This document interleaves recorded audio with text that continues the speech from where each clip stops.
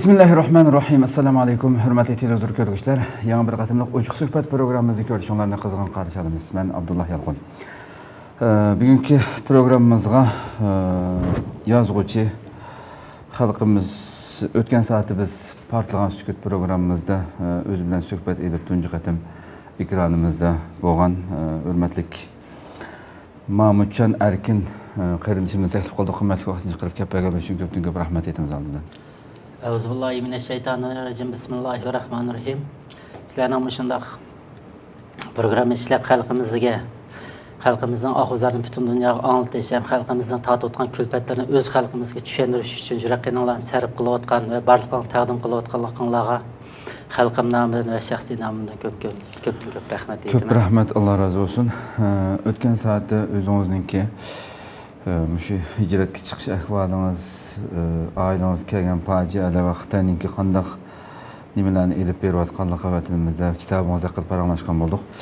Bugün hem de uçuk söhbet programımızda şu qadrli qarindoshlar sizlarga hammalarga ma'lum biz şu oxirgi bo'lib şu 2018 yil kirgandan buyon şu Amerika Xitoy savdo urushi ciddi şekilde bunu bir gün degandek bunun xabarlari bas-basa chiqib turyotdi. İkisinin o'rtasidagi urushlar hali kuchayib menyapti. Bununki inşallah bugünkü söhbetimizde şuningki aldiki Amerika Xitoy savdo urushininki Uyg'urlarga ko'rsatgan ta'siri haqida qiziq nuqta bo'lganligi uchun shu haqida suhbat elib borsak. Aldı bilan bu ikisininki bu ikki davlat o'rtasidagi urush nima uchun boshlandi? Bu şekilde sizden fikringizni yapaqsak. Sizden de yaqindan vaziyatni kuzatib turayotgan, yozuvchilik qilib xizmat elib berayotgan bir shaxs bo'lib bilan albatta bu masalalarga yaqindan diqqat qilib kelayotgan bir shaxs. Bu haqdagi fikringizni yapaqsak. Hozir shu Amerikadan Jungo Xitoy Kommunist Xitoy imperiyasi o'rtasidagi savdo urushi. Ammo qarasa bir tuyuqsizlam chiqib qolgandeklar. Masalan, gamish turib taxtbish Amerikadan elbosh bo'lgandan keyin elbosh bo'lishdan burun Amerika xalqiga Jungo'ning tovar mallaridan 45% bajalaman deb va'da qilib taxtga chiqib kelgandan keyin ardın bir yarim yil o'tgandan keyin bu va'dani amalga qadam bosqich bo'yicha amalga oshirish boshladi. Eng avval 6-nji 7-nji kuni amalga ma'lum 34 milliard dollar qiymatida ama Xitoyning mallariga o'sha Kommunist Xitoy mallariga boj qo'ydi. Shu kunimi dal yana Kommunist Xitoylar Amerikaning mallariga boj qo'ydi. Hem bu ikisi zaten muşuna baj koyup, muşuna savdo urushi derdisi apamız bo'lmamdi degan bir qiziq savol hem de dünyanın her qaysi yerida qayndi. Nima deseniz bu ikisi biri Amerika dünyanın birinci iqtisodiy kuchi, Xitoy dünyanın ikkinchi iqtisodiy kuchi. Bu xil ahvolda ikki kuchning shu savdo urushi dunyoga mislsiz hem aktiv hem pasif ta'sir ko'rsatdi. Bu ikki kuchning urushi endi dunyoda hattoki dunyo tartibini qayta o'rnatilishiga daraja berib qo'yish mumkin. Agar shu urush haqiqatan cho'nqilishib ketib qolsa, bu urush nima ishga yuz berdi degan chog'da buning bir oz tarixiga qaytsak, men Partlagan sukutda aniq dedim. Kommunist Xitoy imperiyasi islohot ilib borgan chog'da yanglach bir-birini yeydiganlar holatda ilib borgan. Bu demek G'arbninki Amerikaning puli bilan texnikasiga ehtiyojli holat elib borgan. Buni Amerika nima uchun bergan degan chog'da Jungoda islohot elib bordi deb. Bu islohotning o'zi bir iqtisodiy islohot qilib qaratilgan emas. Bu ya'ni siyosiy islohot qaratilgan. Bir davlatning jini hisobida iqtisod bilan siyosat. Bu demek Amerika bilan G'arb bu Jungo'ni hem siyasi hem iqtisodiy jihatda islohot elib bordi deb o'ylab buni yordam qilgan. Bu qilgandan keyin Danshapon taxtga chiqqandan keyin islohot elib bordi. Endi shundan keyin Danshapon o'zimi haqiqatan Amerikaga moyil siyosat yo'l qo'ygan. Amerikaninki G'arbning kutgandek qadam bosqich bo'yicha siyosiy islohot elib berishlar bilan iqtisodiy siyosatni elib borgan. Əmələn mənim 1980 yıllardan tatib 1989 yıllık taki Tiananmen vəqəsi, Tiananmen qırğınçılıq üzbəgiçi bolğan jarayanda Uyğur ədəbiyyatımı tarixdagi Kommunist Xitoylar besib olgan bir davrdagi eng oltin davrni boshdan kechirgan. Aş devirde hatta turğa almasından ki üç kitibi, onun da başka nurgulluğun dağınık eserler meydan kelgen. Bunundan keyin Tiananmen qirg'inchiligi yuz bergandan keyinla Kommunist Xitoy imperiyasi nemani o'yladi degan chaqda siyosiy islohot kompartiyani jiqtib etdi ekan deydigan bir xil bekinimchilik yana mavzudoncha siyosatga qaylab taraqqiy qilish qaylab mandi. Bu yana qadam bosqich bilan mandi. Bevosita emas, qadam bosqich bilan asta mandi. Bu mağanda ekan bu g'arb dunyosi ammo bu vaqtida Jungoga mislsiz darajada mablag' kirgizdi, texnik kirgizdi. Hamda har qanday bir davlat, har qanday bir davlatlararo munosabatda davlat manfaati hammada ustun turdi. Davlat manfaati deganimiz iqtisodiy manfaat hamda asosliq. Bu manfaat bu g'arb nurg'un mablag' selish bilan birga Jungomi shu vaqtida Kommunist Xitoylimi G'arb bilan ittifoqlashib Sovet ittifoqining yig'ilishida nisbatan aktiv rol o'ynadi. Bu albatta G'arb bilan Amerikaga ishonch ato qildi. Siyosiy jihatdan. Jungomi tadrijiy G'arbning yo'linishi bo'yicha mangadi ekan deydigan. Endi bu yerda yana bir nozik masala bor. Bu G'arb nima uchun Jungoni tanlab oldi? Texnik jihatdan, siyosiy jihatdan yordam qilib, yana siyosiy islohot ilib bordi degan chaqda Jungoni Osiyoda demokratik erkin kishilik huquqqa, diniy e'tiqodga, demokratiyaga hurmat qilgan davlat aylansa, dunyo texnik bexatar bo'ladi deydigan bir xam xiyol bilan buni kuchlantirdi.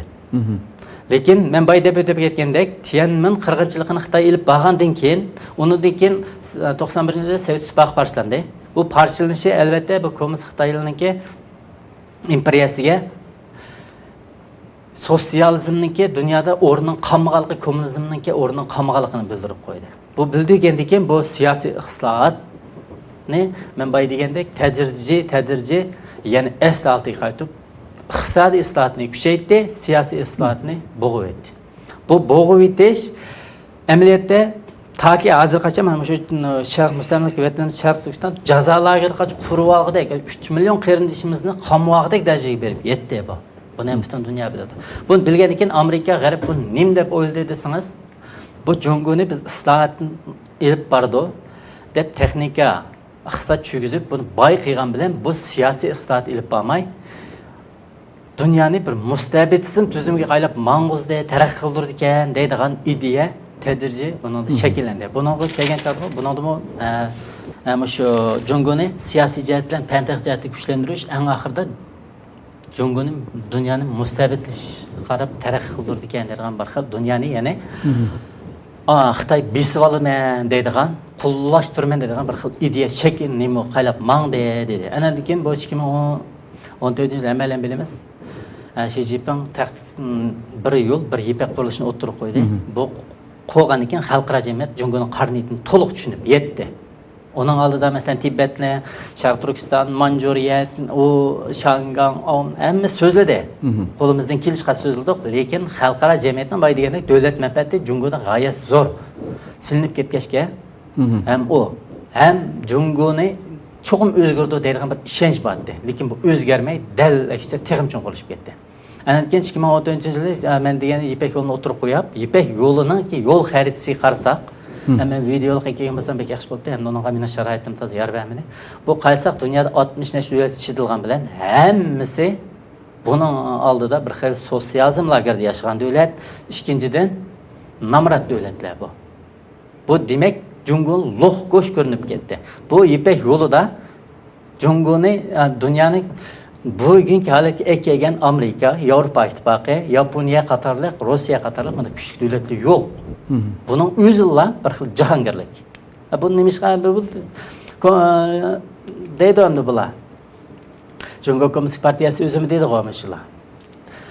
Dunyoga shu biz datgan mush qurilish dunyoni texnik kuchlantirdi, texnik iqtisodiyotni jonlantirdi, datdi, lekin bu iqtisodni jonlantirib kelgan gavdalar yo'q. Buning o'zida bilinib turdi bu jahongirlik. Bunga turib nima dedi? Aniq qilib Xitoyning bu bir yo'l, bir ipak qurilishi men Xi Jinpingga aniq dedim. Dunyoning savdo tartibiga jang e'lon qilganlik, dunyo savdosiga haqorat keltirganlik dedi. Bu deyib men yozgan kitobimda aniq degan, bu amalga oshmaydigan yo'l deb. demek bu amalga oshmaydi.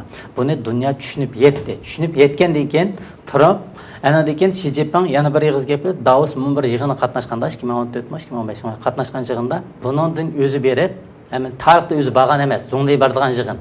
Bu yig'in bag'a vaqtida nima dedi? Buningdan keyin dunyoning iqtisodiy tartibini Jungo o'zi tuzib, o'zi boshqardi dedi. Bu degani Amerikani sen Yevropani Yaponiya boshliq dunyoning ig'ir yukini ko'tarayotgan davlatni dedi.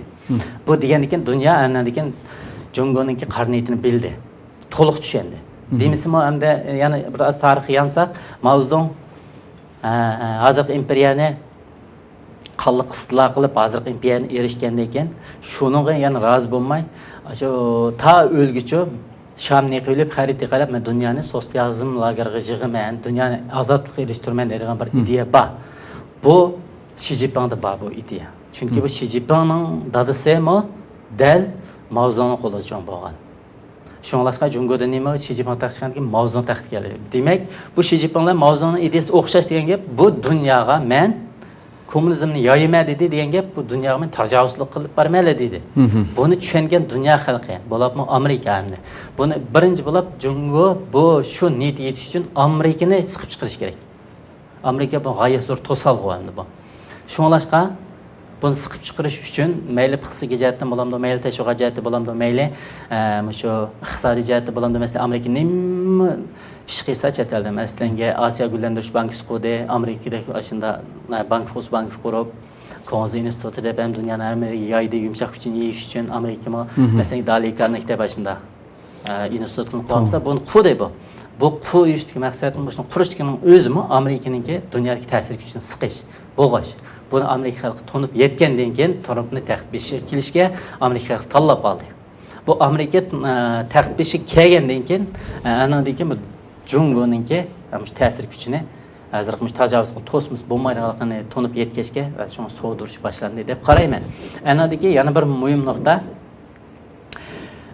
2012-yili amalan bilamiz Amerika Osiyo Tinch okean qaytishini, ya'ni Amerikaningki shu vaqtdagi sobiq davlat diplomatiya ministri, ya'ni shumi Osiyo qaytish siyosatini e'lon qildi. Bu 2020-yilga qachib boramiz, Osiyoga berib bo'lamiz dedi. Bu degani endi Amerikaning 60% harbiy kuchini, hozir 60% dan yuqori davatida. Bu harbiy kuch 60% dan yuqori harbiy kuchi amaliyotda Yevropada edi. Sovet ittifoqiga qarshi edi. Bu Xitoyni qo'rshab bo'ldi-da. Buni bu yoqqa qaytirib keldi. Buning kelgan ekan bu yerda endi Xitoyning tajovuzini to'sadiganligini aniq to'nib yetdi.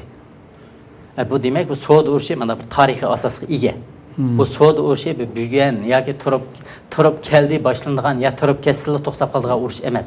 Bu shuning uchun bu savdo urushi maydonga keldi deb qarayman.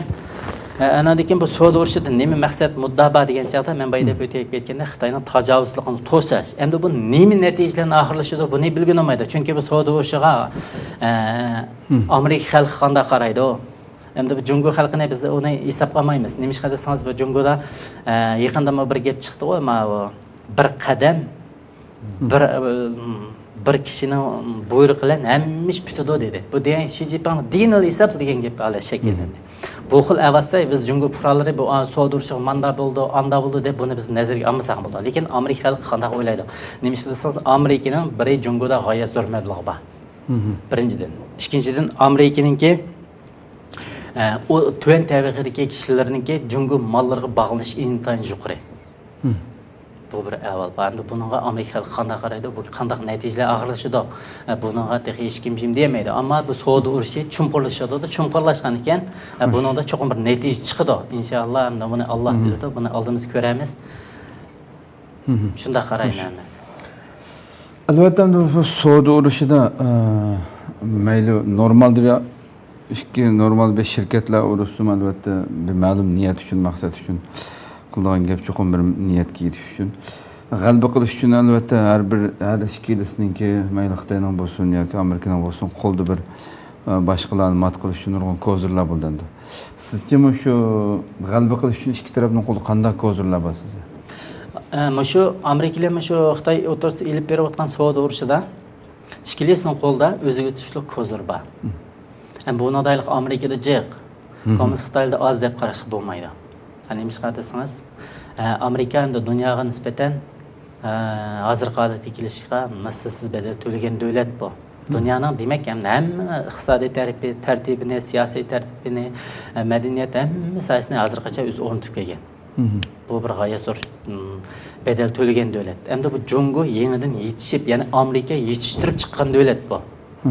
Bu yetishtirib chiqish jarayonida endi bu Amerikaga mandachi bo'lgan Amerikaning qo'ltig'iga chirib yetishib chiqqan ekan. Bu Amerikaga nurg'un bir Xitoyning qo'lida zoyim bor. Amerikaning $1 trillion qadar zoyim bor. Trillion pul, $1 trillion pul bor. Bu dollarning bozor silvasi Amerikaning iqtisodiga g'oyat zo'r ziyon soladi. Xitoy o'zimi ertibsa dollarni. Bu jiq ziyon silib ketadi.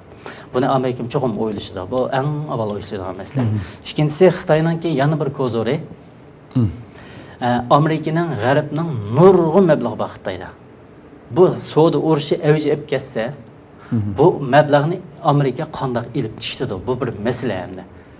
Masalan, sizning menda ilishingiz bo'lsa, menda pul bo'lsa ola olasiz, bo'lmasa olmaysiz. Tunugungi xabarimizda shu Amerikaning savdo ministri Wilbur Ross degan dedimdi. Ikki tarafning qo'ldagi kozlarni Xitoy yaxshi biladi. Qo'limizda bir-birimizning qo'lida bor kozlarniki kimning kuchli, kimning ojiz. Biz dunyoda birinchi kuch iqtisodiy kuchimiz. Bizning qo'limizdagi kuchninki Xitoyning qo'lidagidan kuchli ekanligi bizning g'alaba qilganligimizga urushda, bu savdo urushida Xitoy buni yaxshi bildi. Xitoy ma'lum bir mezgilgacha chichanishib boqdi. Qarshilik ko'rsatib, tang jazo yurgizib boqaman deb chichanishib boqdi, ammo ma'lum mezgilgacha bo'ldi bu. Chunki bizning qo'limizdagi kozlar yuqori dedi masalan, tunugi Amerikaniki. Tunugi xabarimiz berdik biz. Buni qanaqa qaraysiz? Men Xitoyning qo'li kozlarini deb bilib, endi Amerikaga kelaman. Shu joyda tushuntiraylik. Andan keyin bu men boy degandek bu ikkinchi kozri hamda. Xitoyning, Amerikaning, Yevropaning Xitoydan nurg'un puli bor. Buni ilib chiqolmaydigan bir hali shakllanib qoladi. Uchinchi kozri Xitoyningki sayohatchilik, Amerikaga boradigan, Yevropaga boradigan. Endi masalan, men Turkiya hukumatimi deydi, Xitoydan sayohatchi keldi deydi, Xitoyga Turkiyadan minaj kelmaydi. Endi Turkiya hukumati qanday tushundigini bilmayman. Men Turkiyaniki siyosatini yaxshi tushunib ketmayman. Ammo uningdan zarba elib keladi. To'rtinchisi Xitoyda bir pastkash usul bor. Chirikchilik avjib ketgan. Amerikaniki ba'zan siyosatchilarga ta'sir ko'rsatib, savdo urushininki haroratini to'ltalaydi. Bu Xitoyning qo'lidagi ko'zir. Meningcha. Andan keyin dunyoda yana bir 5-ko'ziri, bu sal qaragan ko'zir emas. Amerika qarshi kuchlarni yeni tatib, Amerikada manfaat olmayotgan, masalan, Pokiston shunday kuchlarni yeni tatib, Amerikaning savdo chemberiga nisbatan belgili zarba elib kelalaydi. Bu Xitoyning qo'lida ko'zir bor. Ammo lekin Amerikaning qo'lidagi ko'zir intayin kuchli. Savdo jihatiga desak, birinchisi texnika. Amerikaning qo'lida g'oyat zo'r texnika bor. Agar texnika yo'llarning hammasi kesilib ketsa, Xitoyning hamma shirkati vayron bo'lib ketmadi deganda bu sanoatni palajlanib ketadi. Buni men demasam, hammalarning tushunimiz, dunyo xalqim tushunadi. Masalan, Jongshan shirkatini jazolabdi, palajlanib ketdi. Ba'zi axborot vositalarida $1 million to'ladi Amerikaga dedi. Ya ba'zilar $1 million to'ladi dedi. Bundan kelganda ikkisidan birisi to'g'ri endi. Ashin biri texnik huzur bor. Bu texnika hozir dunyoda yetakchilik o'rinda. Bu texnik huzur bor. Ikkinchisi, Amerika dunyoda bir iqtisod hukmronlik tavranmaydigan kuch. Masalan, bu deganimiz dollar hukmron davlat. Dollar dunyoning hukmron puli. Masalan, Xitoyning pulini Amerikani sizlarni olgansizlar bilasizlar, agar Amerika Xitoyni pulni kontrol qilg'ich davlat tizimiga tushizib qolsa, Xitoyning iqtisodi shu kunlar vayron bo'lgandek bir vayronchilik chiqib ketadi. Bu degani hamda hozir masalan Turkiyaning puli bir chiqsa 5 lira, bir chiqsa 6 lira, bir chiqsa 4 lira chiqib kelayotganda, agar pul kontrol qilish davlat qatori chirib ketib qolsa, xalqaro Xitoyning pulining kursi tushib ketadi. Ayda XPS o'sat, Xitoyning iqtisodiga mislsiz zarba berib ketadi. Bu ikkinchi ko'zari. Uchinchi ko'zari Amerika ittifoqdoshlari to'la. Hozir masalan Yevropa ittifoqi bilan suhbat elib bordi. Mana bu nima şey yezib kelgan chaqdimi? Mesela 7-25 kuni Yevropa ittifoqi bilan Amerika Qo'shma Shtatlarining savdo tamojin bejini olmaydiganlik to'g'riliq 90% mashinadan boshqa buni ilib bordi. Bu yerda Xitoyning eng chong bir ojizligi, buningga anadagi Yaponiyalar ilib bordi. Hamda Shimoliy Amerikalar, Meksikalar, Kanadalar ilib boramiz dedi. endi Hindiston bilan ilib boramiz dedi. Bu Xitoyga mislsiz zarba berib keldi iqtisodiyotdan. O Xitoy undan hargiz qo'polmaydi. Nimishqa desangiz, Xitoyning bir azizligi savdosida. Yevropa ittifoqi bilan Amerika Xitoyga texi bozor egiliklik davlatlik o'rnini bermadi. Bu deganimiz Xitoyning mollari Amerika bozoriga xalqqa vaqt chirammaydi. Ya Yevropa bozoriga chirammaydi. Bu chirammaydi degan gapning ma'nosi hozir Amerikadan Donald Trump bajalaman 40% olaman, 50% olaman, 20% olaman deganini ola oladi. Agar bozor egirliklik o'rni bergan bo'lsa, shunda ahdnoma imzolashgan bo'lsa, bu qonunga aylandi. U vaqtda o'z qonuniga xilof qilgan bo'ladi. U vaqtda Xitoyning mollarini Amerika bajalanmaydi.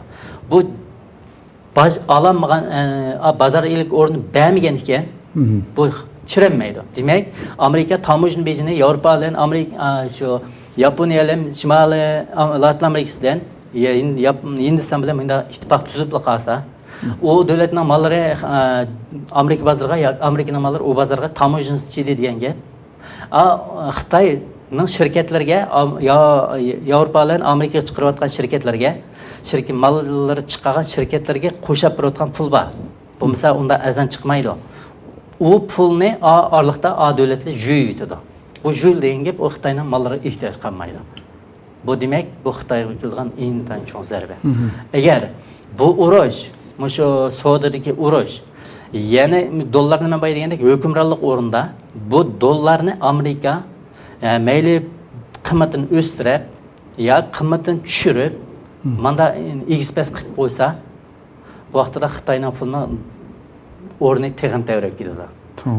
Bu mundaq o'tib. Ammo bu savdo urushi siyosiy urushga aylanib ketib qolsa, vaqtda Amerikaning qo'lidagi ko'zlari yamanchiq bo'labilir. Masalan, Tayvan masalasi chiqadi. Hozir Tayvan masalasi Amerikaga qattiq ko'taryapti. Tibet masalasi chiqadi. Sharq Turkiston masalasi chiqadi. Shangang masalasi chiqadi. Omi masalasi chiqadi. Manjuriya masalasi chiqadi. Shanxay masalasi chiqadi. Guangzhou masalasi chiqadi. Andan keyin Chongqing masalasi chiqadi. Ba'zan bizning qarindoshlarimiz partiyasi bo'ldi. Men yozgan kitobimda dedim, bizning qarindoshlarimiz Xitoyni jiq tushunmaydi ekan. Xitoyni 5 parchalanda, 4 parchalanda deydi. Xitoyni parchalansa 20 dan oshiq parchalandi. Bu aniq. Bizning mustamlikalarimiz o'zimiz davlatimizning qo'limizda olgandan sirt 20 ga parchalanib ketadi. Buni men yolg'on demadim, tarix isbotlaydi. Bu yiqilib kelyotadi. Endi bu Amerikaning agar mush urush mushu tan yuqorilib ketib, siyosiy qil aylanib ketib qolsa, u vaqtda Xitoy buni qutqizish uchun mush holatni men udoqlik siyadi degandek urushga murojaat qilish to'g'ri keldi. Agar urushlar eng oxirida yiqilib ketib qolgan imperiyani qutqiza oladi yo cho'ktirib yuboradi. U vaqtda Kompartiyami urushda mag'lub bo'lsa-mu, tarixning jinoyatchisiga aylanmaydi. Ya'ni o'zining xalqining tarixini jinoyatchisiga aylanmaydi. Agar g'alaba qilib qolsa, yana o'zining hokimiyatini jonlantirib ketadi. Mana bu Amerikaning qo'lida nurg'un ko'zlar bor deganimiz shu. Ammo eng xatarligi hozir qilmish savdo urushi. Bu menimcha davomlashmaydi. Nimish qadasangiz hozir 50 milliard dedi, anikin Amerikaning zontan tarafı aniq dedi. 500 milliard qaç qo'yma dedi. Bu degani ham Xitoy ogohlantirish berdi. Anikin Amerikaning elbashi Donald Trumpning bir ig'iz gibi bor. Anlayman. Xitoy dunyoga tahdid silayotgan, Amerikaga tahdid silayotgan davlat dedi. Bu endi bir davlatning zontoni bunda ig'izdan bo'lib dunyoning yetakchi kuchining ig'izdan chiqmoqi, bu dunyo tartibiga mislsiz ta'sir ko'rsatadi. Dunyoni ishqilib bir ostin-ustin qilish kerak. Shu anda bu Amerikaning qo'lidagi hozirlar. Shunga Amerika xalqimi bu urushga nisbatan nima qilmaydi. Anikin bu Amerikaniki yana bir yaxshi yeri ham shu diqqat qilganlar nima qilganda, diqqat qilgan bo'lsa, Amerikaniki elbashi Donald Trump 7-ayning o'ttirlarida, oxirgi 20'larda shu savdo urushining ta'siriga uchragan Amerikaning o'ttir shtatlarga, ya'ni masalan Missouri, Georgiya shtatlariga berib dehqonlardan hol so'rdi. 120 million dollar to'liqlim pul berdi. Berg'alqin jakaldi, xalqlar olmon bo'ldi. Lekin Xi Jinpingdan birsizlar manda bo'pti deganni anglab baxmadik. Demak, Amerika savdo urushini xalqaro qilib anglatishlarni o'zining xalqiga anglatib, o'zining xalqining fikrini elib, o'zining xalqi bilan hamkorlashib elib menayotadi. Lekin Xi Jinpingdan da ish yo'q. Amalan bilamiz, 6-ayning 18-kundan 6-ayning 28-kuni Doklamda Hindiston bilan Jungo o'rtasida Harbiy to'qinish yuz berdi. Harbiy talash tortish yuz berdi. To'qinish emas. Bunda Modi bir ig'iz gap qildi. Shu 7-oyning oxirlari dedi. Biz Hindistondagi millatlarga Hindidan boshqa millatlarga bag'rimizni hindichilar ochmaymiz dedi. Ya'ni Hindistondagi hamma millatga bag'rimizni ochamiz dedi. Bu degani Hindistonda nurg'un millat bor. Hammasini o'xshash ko'ramiz dedi. Shu gapning o'zi ham Jungoni mag'lub qilayotganlar ilib boradigan gap. Chunki texe biz Jungo imperiyasiga bir chigan yog'i texe bir Hanzu millati bilan bir o'xshash barobarda bo'lib baxmidoq. Endi ularning shu bir ig'iz gap qildilar. Uyg'urlar ma bag'chiga chiyimsin, Uyg'ur ma bag'chiga ish bilan Uyg'ur chiyimsin deb 100 kil yozib qo'ymadi, uning boshqasini hammasi bo'lib ketdi. Shu hamda eng nimasi hamda art nimasi ikkisining qo'lidagi ko'zor. Xo'sh, endi buningki dunyo ko'rsatgan ta'sirini biroz so'zlab o'tgan bo'ldingiz. Dunyo ko'rsatgan ta'sir kamroq. Bu savdo urushi mesela dunyo qanday ta'sir ko'rsatdi? Uning keyin biz Uyg'urlar ko'rsatgan ta'sirini bilamiz. Bu shu savdo urushi dunyoga qanday ta'sir ko'rsatganda bu nozik masala. Nima desangiz, ikki davlatningki dunyodagi ta'siri, savdo jihatdagi ta'siri intayin yuqori. Bo'libmi hozir dunyoda Xitoy yasamışlıq sanoati jihatda Amerikaning oldiga o'tib bo'ldi. Amaliyotda xalq o'tmadi deydi, o'tib bo'ldi. Sanoati, yasamışlıq sanoati yomon taraf qildi. Lekin Amerikaning pan-texnikasiga tayinib meng'yapti. Qurashtiruvdan yasab. Bu o'tib bo'ldi. Lekin Amerikaning texnikasiga Xitoy qavaqacha ehtiyoj tushdi, bu bir masala. Ya 2025-yil Xi Jinping dedi, dunyoda Jungoning 2025dan keyin dunyo Jungoning bo'ladi deb aniq o'tirib qo'ydi endi bu. Shundan keyin shu vaqtga tayinlamdi, undan keyin yana tayinish bo'ladi, buni hech kim bilmaydi. Bu dinimiz endi dunyo hozir bu iqtisodiy gavdaga zich bog'lanishlik. Bu iqtisodiy gavdaga bog'lanish bo'lgan bilan bu yerda yana bir nozik masala bor. Bu davlat manfaatidan boshqa bir ideologiyalik bir manfaat bor bu yerda. Yani mesela Amerika ne Avrupa, Avrupa ne Amerika. Bu şu hozirgi Xitoy bilan savdosida Xitoy tepayotgan pul asosiy Avrupa bilan Amerikadan topadi. Qolgan davlatlarda asosiyatan bunun yana savdosi passiv. Mesela Turkiyadan foydalanib ma'do. Qolgan taraqqiy qilgan iqtisodiy kuchli davlatdan foydalagan bilan qolgan davlatlar yana ziyonga mangandek mangadi. Anchlar nima yo'q. Lekin mush savdo urushi yuksalib mangan ekan, Avrupa demak Amerika, Amerika demak Avrupa bo'lgan ekan, bu ikkisi qarindosh. İttifaqlaşıp qalsa, bəs ittifaqlaşıb ifadeləndi. Məsələn, Tamujin beji Amerikalıqdan oturub qoydu, Yaponiya ilə Amerikalıqdan oturub qoydu, Şimali ilə Amerika ilə söhbətləşib oturdu, Hindistan ilə söhbətləşib oturdu. Bu əgər aşı halət şəkillənib, dünya savdo təşkilatı çuğulub, qayıt bir dünya, məsələn, Yaponiya mı Obama dövrdə bir nima ismini unutib qoldim, bir nimani oturub qo'yib, yani kişilik hukuk, demokratiya, erkinlik, hürmet qiladigan bir savdo tashkiloti quramiz deb, mana degan turib chekinib chiqdi. Shunday bir tashkilot qurilib qolsa, Jungo tejlik qiladi. Vaqt Jungo kimdan savdo qiladi? Masalan, Trump bilan Putin ko'rishdi. Nima deb ko'rishdi? Yevropadagi bir davlatni ko'rishdi. Bu yerdami Trumpmi yaxshi ifoda bildi dedi, Putinmi yaxshi ifoda bildi dedi. Bu cho'ng'izlik ko'rishgan ekan. Birlashdi degan gap, bu Amerika qurmoqchi bo'lgan savdo yangi tartibiga Rossiya chirib qolsa vaqtida Jungo cho'rtla tugaydi. Nima qilsangiz, Rossiyaningki iqtisodiy kriz petib qilishning o'zi Jungoningki O'rta Osiyo saklashiga sharoit yaratib beradi. Agar Rossiya O'rta Osiyoda shu iqtisodiy krizdan qutlaydigan holat shakllanib qolsa, Xitoyning O'rta Osiyodan chiqyapti. Chunki Rossiyaning orqa o'ylisi bor. U yerga hech kim chigizmaydi. Bu Ukrainada aniq ifodalandi. Bu xil holatda u hargizmi Rossiya bu Amerika qurdigan agar mush savdo urushi rasmiy yuksalib birisi-birisiga nima qilgan chog'da tishlik qilishni xohlamaydi. U vaqtda Jungo texim etim qiladi. U vaqtda Jungoning milni oldiga odami chiqmaydi, sirtdan keldigan nima qilmaydi. Yana bir narsaga yomon diqqat qilish kerak. Hozir Amerikaning nimasi Donald Trump Eronga savdo embargosi yurgizdi. Neftni kim setib olsa, lekin buni Jungo ilyapti. Jungo buni qavoqqa ola oladi.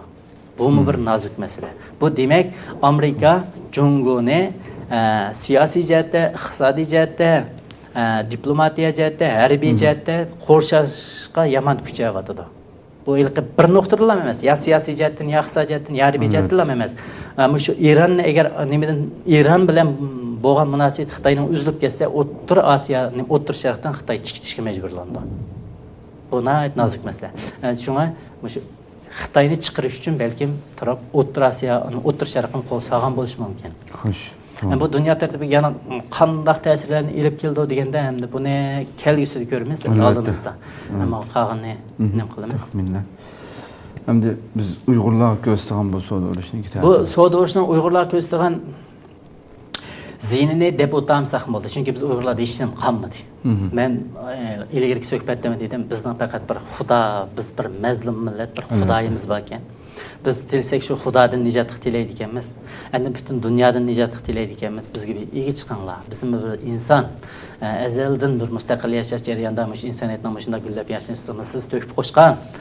Yana bir ega chiqinglar deydi ekanmiz. Shunga buning bizga elib kelgan ziynini o'ylashmaymiz bu yerda.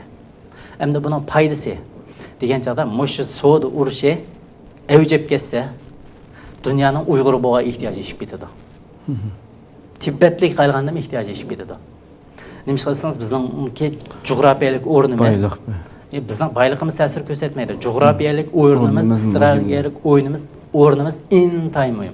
Agar Amerika, mayli Jungoni, mayli Amerika, Amerika, Yaponiya demdoq, yoki Yevropa demdoq, yoki Hindiston demdoq, dunyodagi kuchli davlatlar Jungoni har qaysi jihatdan siqib o'zi yana nima qilgan siyosiy islohot ilib berish majburlayman deydi ekan. Bizning mustamlika va shu Sharq Turkiston ko'z tikmay turib amalga oshirolmaydi hozircha. Albatta. Buning uchun biz Uyg'urlar kelgan fursat shu xalqlardan Uyg'urlarni qo'llash. Bag'an sari kun tartibi keladi, tiz keladi. Buni Uyg'ur o'zi tiz bo'lmaydi. Bo'lsa Uyg'ur texmi tiz, texmi oldida mang'alsak, ashuna nisbatan. Bu bizga nihoyat foydali bu. Endi bu nurg'un qarindoshlarimiz deydi. Bizga fursat kelmedi. Fursat buningda o'sh qolmaydi. Uzoq Alloh bergan fursat bunda bo'ladi. Bu Alloh fursat berib kelib aniqil degan gap bo'lmaydi. Fursat degan mushundaq pishib yetilib, mushundaq keladi. Mushundaq vaqtda texim ittifoqlashib teximdan qiladi. Endi bu Uyg'ur bo'lgan ehtiyoj ishib ketadi. Hozir masalan g'arb dunyosida azad axborot vositalarida Uyg'ur masalasini qiziq bir temaga aylanyapti. Bag'an sira Uyg'ur bilmaydigan narsalar ham oshkorlanyapti. Bundan keyin texim oshkorlandi. Men o'tganki suhbatdim dedim ku, dünya Uyg'urlarning tatib o'tgan zulmini, Tibetlikning tatib o'tgan zulmini 5 qo'ldek biladi. Buni dunyo oshkorlaydi, bag'an oshkorlaydi. Masalan turib nima demo dedi. Bu daqiqada tunigimmi? 3-4 kun oldida Jungodan kelayotgan zaharlik chekimlikni oldin to'simiz bizning avlodlarimizni o'ttiryapti. To'simiz bu bir zo'ravon davlat deb. Yana dedi. Bu u Jungodan masalan Amerikaga zahar sotganligini hech kim bilmaydi. Ama turib o'zi da'vat shunda oshkorlandi. Bu bag'an ham shu yuqori ko'tarilsa ham oshkorlandi. Ama xalqimiz umidlanmasin, umid turalaylik. Demak, harbiy jihatdagi 2018 hozir biz hajlab bo'lay da'vatimiz 2018. 2020 yil bag'ash harbiy jihatga hamma Amerika o'rlashtirib bo'lsa, Chaucha masalasi, hamma masalasi o'an qachma bir taraf bo'ladi. Uningdan keyin Xitoyga kelgan besim ishlan bilan Uyg'urga bo'lgan besim mashidi. Uyg'ur xalqaro jamiyatining o'rnidan tu deydigan besim shakllandi. Hozir Qozog'iston hukumatida masalan kelsan bir Qozog'iston hukumatidan turib 100 mingdan o'sh qozoqning ishida jazolarga solyapti.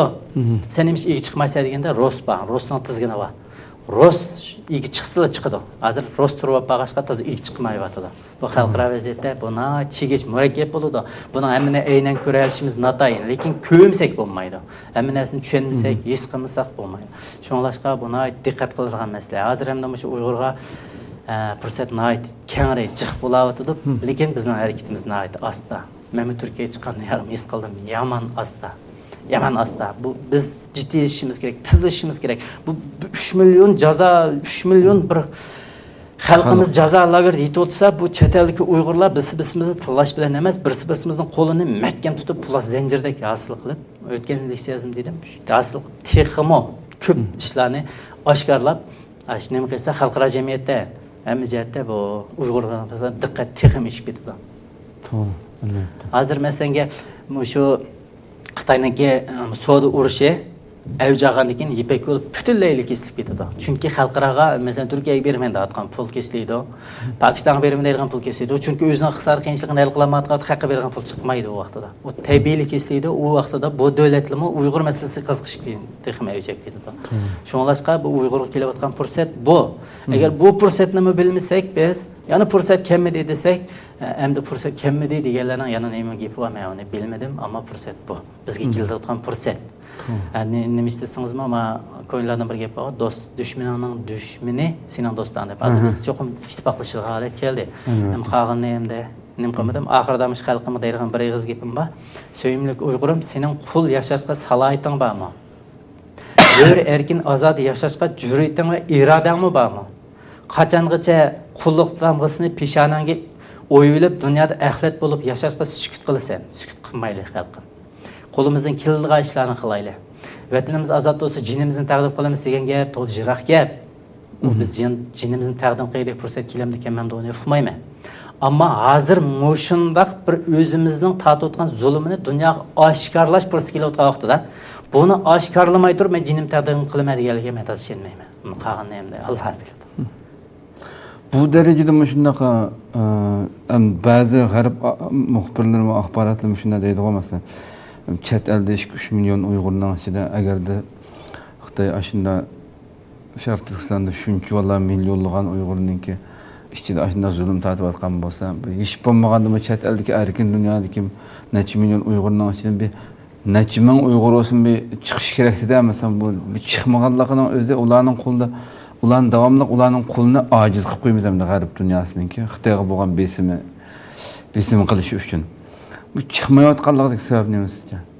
Bu birinchidan tashkilotlarning chechilan olgan tashkilot rahbarlarining o'zining xalqni tashkillayolmaganligi. Xalqni tashkillayolmayotganligi. Xalqqa ishosh berilmayotdi. Xalq cho'qim ishosh berish kerak. Masalan, bola yig'lasimi ana emcheksiz kerak ya bir nan chaynab og'zi silish kerak. Bu shun rolni o'ynash kerak bu tashkilotlar. Bu tashkilotda o rolni o'ynayolmaydi ekan, bu bola yig'lardi, qilaverdi. Masalan, men o'tganki suhbatim dedim, o tashkilot rahbarlarining oldiga chiqishini umid qildim, lekin ular sado chiqmadi ekan, men chiqdim dedim. Amaliyotda uni boshlash kerak. Masalan, Turkiyada mayli 15 tashkilot, mayli 20 tashkilot, mayli necha dernek bo'lishidan qat'iy nazar, shu bir tashkilotni 10 odam bir tashkilotni 10 odam birlashib qurganda Şundağında 20 teşkilat var, dernekler 20 satsak 200 adam çıkmasa bu kanda o teşkilat kas milletini söyleyip bana da. Ben udaqdım dedim Uygur Şark Türkistan azad kıladığan. O bizden Şark Türkistan Amerika'nın New York demez. Türkiye'nin Ankara'da ya İstanbul demez. O bizden Şark Türkistan'ın özü de. Şu Ürümçini, şu Gulcini, şu Turpan'ı, şu Hotel'ini, şu Atış'ını, şu Kaşkan'ı azad kıladığan biz bu yerde sükut tutup elip onu bunu desek akmaydı. Bu ilaki oturdu gelip yamancık gen. Ben torlu kaylap baksam şu adamın ayacansız ülkede gelecek. Lekin emeli iş yok. Emeli iş kılaylı. Kolumuzdan kildiğen işte. Kıysak buldu. Anadaki çokumuz teşkilat rahbarları özürki mesuliyetine üstü geliş gerek. Mesuliyetten kaçması gerek. Mesuliyetten kaçışının özü onu tarixinin cezası gelip bardı. Ama mesela Ahmet Şah Efendim'e qanday qaraydı uqmayman, lekin men hain deb qarayman. Nima uchun desangіз, o vatan satma deras. Ya mayda yalqın namaza qo'tir, ya mamcha mayda be bislinde. Kitap o'qib ya eser izlab mana sen qarshi qilib o'tir demedi. Lekin bir mustaqil davlatni yiqitib, bir bayroqni yiqitib etib turib, ya'ni men mustaqil davlat qurma deganiga men ishonmayman. O nima xatolik o'tkazgan? O'zining xalqiga ishonmagan. O'zining xalqiga yetaklamagan. Men dedim o'tgan suhbatda men tariximizning besini xeyli chunqur tushunaman da. Manas daryo bo'yiga ziyoratga borgan vaqtimizda, Manas daryo bo'yida shu o'zini daryoga etib olgan askarlar chiqqanmiz. Uyg'ur shu milliy armiya deganlar. Voy, bizni quchoqlab o'tsak o'tib ketmamdoq deb. Shuni Ahmet Efendim qilmagan. Mana shuning so'rini hozir qash tatib Vaqtda Gomidanning bala askari yo'q, 2000 askari qolibdi ekan. Bu o'to'z qishib ketdi kerak. Mana Azam mesela men kilerki suhbatlarni fursatlar qas qilamiz deyapman. Mesela şu Tibet meselesinden Şark Türkistan meselesindeki farqlniki yoki ikkisiniki nemitlardiki. Şu Tibetliniki nemish qadisiniz, şu xalqarada bir tashkilot bor. Zash ikki tashkilot bor ekan deydi ekan, bizni to'liqlay ekan. Shu bir ovozdan hammish belgilan ekan, bir qadamlamadi ekan, uni shundoq jalloq. Mesela men to'rildim ko'rdim, suhbatildim ko'rdim. Mesela Atajalli qarindishimizdan, yani Ahmet Biday qarindishimizdanki o'tgan suhbatildi. Mesela bir qonun loyiha ma'qul qilsa Uyg'urga nima foydasi bor deb. Qonun loyiha ma'qul qilsa Uyg'ur mislsiz foydasi bor. Nima uchun desangiz, 1992-yili Tibetni Amerika parlamentida quralliq besilingan asli mustaqil davlat degan bir qonun ma'qullagan. Bizga u darajada ulug' qonun ma'qullab berishi yo'q gap. Ashunga yaqinroq bir qonun ma'qullab qolsa, men dedim o'tgan suhbat, adolat kuchning qo'lidan tarqatib bizning qo'limizga kelganda shu qonun o'z kuchini to'liq ko'rsatadi. Tibetlar u vaqtda jug'ur biljib ketadi. Mana qonun bor, bo'ladi chirib ketadi. Biz nega ketamiz? Hech kim iga chiqmaydi vaqtida. Vaqtda biz nega ketamiz? Shuningdek bu tashkilot rahbarlari buning mas'ul bo'lish kerak. Bo'lmasa tarixning jinoyatchisiga aylanadi. Tarixning jazosiga tortildi. Avlodning jazosiga tortildi bular. Tortilmaydigan ish yo'q. Men buni qilsam bilmaydi, uni qilsam bilmaydi degan gap bor. Uning bir jup ko'z bo'lsa, xalqda ming jup ko'z bor. Xalq hammani biladi. Bizning xalqimiz nodon emas. Faqat nodonligiga ergishib kelayotgan nodon. Tarixda ham shunday bo'lgan. Shunga tashkilot rahbarlarimiz o'zining mas'uliyatining naqadar ig'irligini cho'qim to'g'ri tushunish kerak. Ham shuni muddasidan chiqish kerak. Bo'lmasa bu ish oqmaydi. Hargiz. Mamtinjon alakamning bir leksiyasini angladim.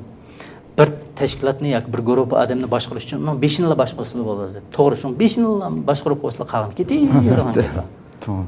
Masalan, qo'y boqqanlar biladi. Bizning qo'yni dedim, to'yizda qo'y boqqan. Serka shu qo'yni yetlab mangadi. O serki nega yetil shu yoqqa mangadi qo'y. Serki bo'lmasa qo'y terilib ketadi. Shunga men serkidek bo'lish kerak nimalar. Endi bu serkidek bo'lishning eng oldingi sharti o'sha ulug' Xudo biz insonlarga bergan bir nima bor, bir katta sovg'a deb qarayman. Mehr, shafqat, apuchanlik, mehr muhabbat. Bu bo'lish kerak qalbida. Uyg'urga uyg'urdek muomala qilish kerak. Uyg'ur qo'pab Turkiyadagi masalanga, Turkiyadagi Uyg'urlar Turkiyadagi Uyg'urga Uyg'urdek muomala qilmay, Turkiyaga chiqib olib turib, turkdek Uyg'urga muomala qilib qolsa yana bu ish chiqmaydi. Albatta. Germaniyadagi Uyg'urlarmi? Germaniyadagi Uyg'urdek muomala qilish kerak. Ya'ni nemisishib ketgan Uyg'urdek muomala qilsa qolmaydi. Amerikadagilar shunda. Masalan, Amerikada namoyishlar qilsa, qo'ldan kelsa chiqish kerak. Chiqamgan sharoitda ig'iz do'stimi, yurak do'stimi qo'llash kerak. Bu ilqi jihad degandek bunda qo'llash kerak. Bizning masalamiz nozik masalashib ketdi. Nima desangiz 3 million Uyg'ur bor desa, 3 million Uyg'urni qirib yetsimi, hozir jahon qolib qaylaydi. Unaga yana ham qilolmaymiz. Shunga biz nozik bo'lgan ekanmiz. Bu tashkilot rahbarlari qattiq diqqat qilish kerak. Xalqiga o'z kelarligidek bo'lish kerak. Recep Tayyip Erdo'g'anning bir gapi bor. Men hur tug'ildim, hur yashayman. Ajdodlarim hurlikni menga bergan, men avlodlarimni hurlik bilan qo'lga beraman deydigan. Shunday bo'lish kerak. Mening so'zim tugadi. Ko'pdan ko'p rahmat. Alloh razı olsun. G'oyat qimmatli suhbat bo'ldi. Alloh razı olsun. Rahmat. Qadrli qarindoshlar, shuna qilib bugungi ochiq suhbat programmamiz bu mashada oxirlashdi. Nihoyatda keyifli bir suhbat bo'ldi deb qarayman inshaalloh. Yana bir qatimliq suhbatda ko'rishguncha sizlarni Janobi Allohga topshiramiz. Assalomu alaykum va rahmatullohi taala va barakatuh.